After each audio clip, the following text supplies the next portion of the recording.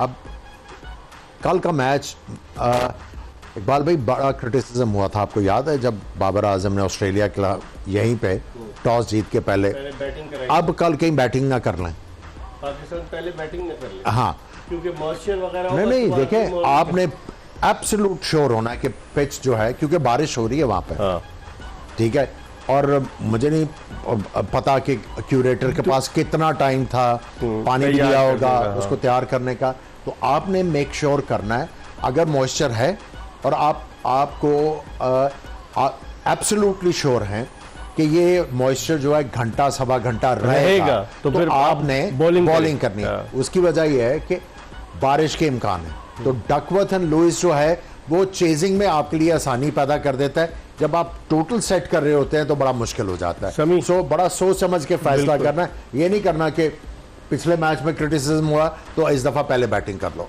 समी कैसे देखते हैं पाकिस्तानी फास्ट बॉलर रिदम में तो आ गए हैं, मतलब Shaheen Shah Afridi top wicket takers में आ गए हैं, उसके अलावा जो बॉलिंग हारिस रऊफ ने भी अच्छी की कोलकाता में, और मोहम्मद वसीम जूनियर भी। आप देखते हैं कि हसन अली को कहीं ना डाल दें तजुर्बे की बुनियाद पर कल के मैच में? अगर बात करें तो शाहीन शाह अफरीदी नए बॉल से बहुत अच्छी बॉलिंग कर रहे हैं, लेकिन अभी तक स्ट्रगल कर रहे हैं हम दूसरे एंड से, तो कहीं ना कहीं हमें ये चीज़ सॉर्ट आउट करनी है, क्योंकि अगर हमें ये मैच जीतना है तो हमें दोनों एंड से डिसिप्लिन बॉलिंग करनी पड़ेगी और चांसेस क्रिएट करने पड़ेंगे। तो मेरे ख्याल में कहीं ना कहीं अगर हो सकता है स्पिनर से अगर इनसे नहीं हो रहा परफॉर्म तो ये सोचेंगे ज़रूर कि चाहता फास्ट बॉलर खिला दें। और वैसे भी कल जिस तरह आमिर भाई ने कहा बारिश होने का इम्कान है, तो कहीं ना कहीं अगर बॉलिंग बाद में आती है, ग्राउंड गीला है या बॉल गीला हो रहा है, तो ऐसी सूरत में फास्ट बॉलर के ज़्यादा अच्छे 16 विकेटें शाहीन शाह अफरीदी की हैं, 12 विकेटें हारिस रऊफ की हैं, 8 विकेटें हसन अली की हैं। अगर आप इस चार्ट को देखें, वसीम जूनियर की 5 विकेटें 2 मैचेस में, उसामा मीर इतने इंप्रेसिव नहीं रहे, 4 उन्होंने खिलाड़ियों को आउट किया है 4 मैचेस में, और शादाब ने 2 को। तो आमिर फिर हमारे लिए वही हमारे स्पिनर्स जो है वो हमारे लिए परेशानी का बाइस बन रहे हैं। लेकिन अगर तो मॉइस्चर हुआ तो 4 फास्ट बॉलर खिला पहले अगर आप बॉलिंग करते हैं तो मैं समझता हूँ स्पिनर का गेंद ग्रिप होगा। क्या ख्याल है समीर? बिल्कुल, गेंद ग्रिप भी होगा और टर्न भी होगा अगर मॉइस्चर हुआ पिच के ऊपर, तो I think Iftikhar can be a better option.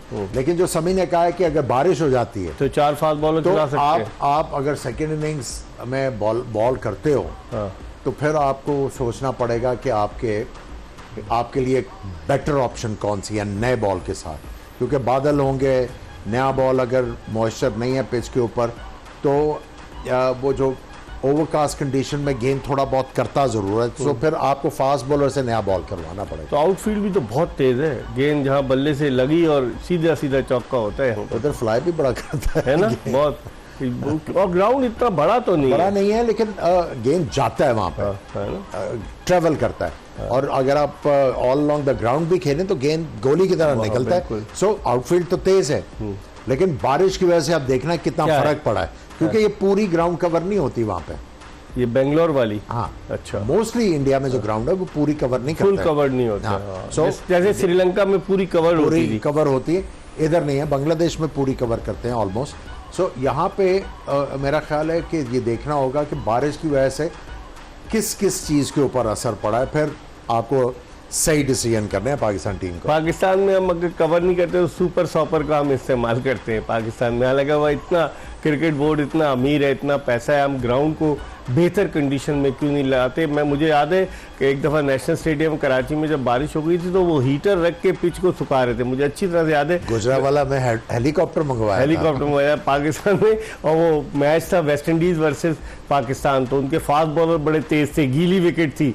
मैं तमाशाई की ऐसे से मैच देख रहा था, और मैं देख रहा था कि ये मुल्तान में था कि किधर था? कराची में हीटर रख के ना वो उसको सुखा रहे थे। उस वक्त तो ऐसी फैसिलिटी नहीं होती, लेकिन होनी चाहिए। क्या ख्याल है आपको? ग्राउंड्स ऐसे होने चाहिए कवर्ड, ताकि मैचेस ऑन टाइम। कुर्सियां चेंज करने से फुर्सत मिले। कुर्सी 78,000 रुपए की अगर आप कुर्सी ले लेंगे, वो वाली भी कुर्सी जो ये लेदर की कुर्सी है, पता नहीं, चेयरमैन की कुर्सी है ये लगता है।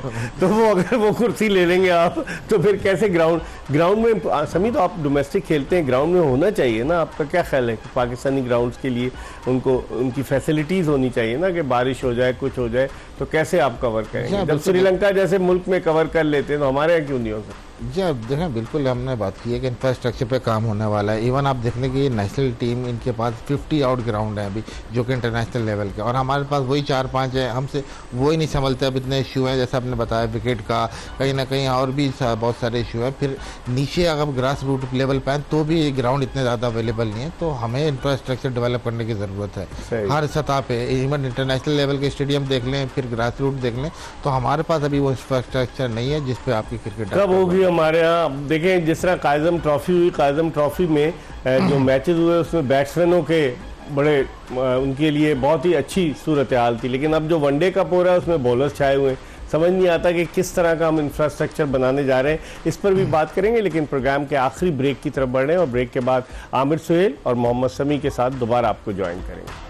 ब्रेक के बाद एक मरतबा फिर आपको जोश जगाते में खुशामदीद कहते हैं। सबकी नज़रें कल के मैच पर मरकूज़ हैं। कल का मैच पाकिस्तानी वक्त के मुताबिक सुबह 10 बजे शुरू होगा और कल हम एक्सप्रेस न्यूज़ की जोश जगाते की स्पेशल ट्रांसमिशन में सुबह 9 बजे आप लोगों की खिदमत में हाजिर होंगे और तजिया और तबसरा पेश करेंगे।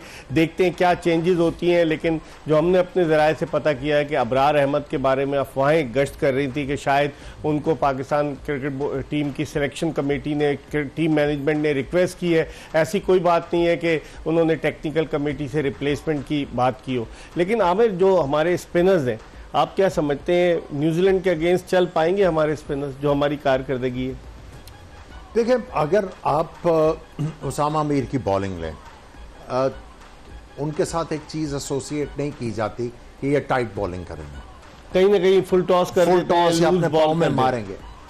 वो कंसिडर करते हुए अगर आप देखें तो इन्होंने 7 रन ओवर दिए हुए। लेग स्पिनर्स के साथ यही आप एसोसिएट करते हो ना, अगर ये रन्स देते हैं तो आपको विकेट्स भी लेके देते हैं, तो वो इक्वलाइज हो जाता है। लेकिन बाकी जो लेग स्पिनर्स हैं, अगर आप उनकी परफॉर्मेंसेस देखें, अगर आप शादाब, नवाज, नहीं आप दूसरी टीमों के जाम्पा को देख लें, जाम्पा ने क्या जबरदस्त बॉलिंग की है और उनका इकोनॉमी रेट भी बहुत नीचे है। सो उसामा मीर का आपको पता था कि ये रन्स देता है, तो फिर भी आपने अगर उसके ऊपर किया तो फिर आपको अब झेलना पड़ेगा। अब क्या करेंगे आप? नवाज को कैसे देखते हैं? नवाज को खिलाएंगे कल?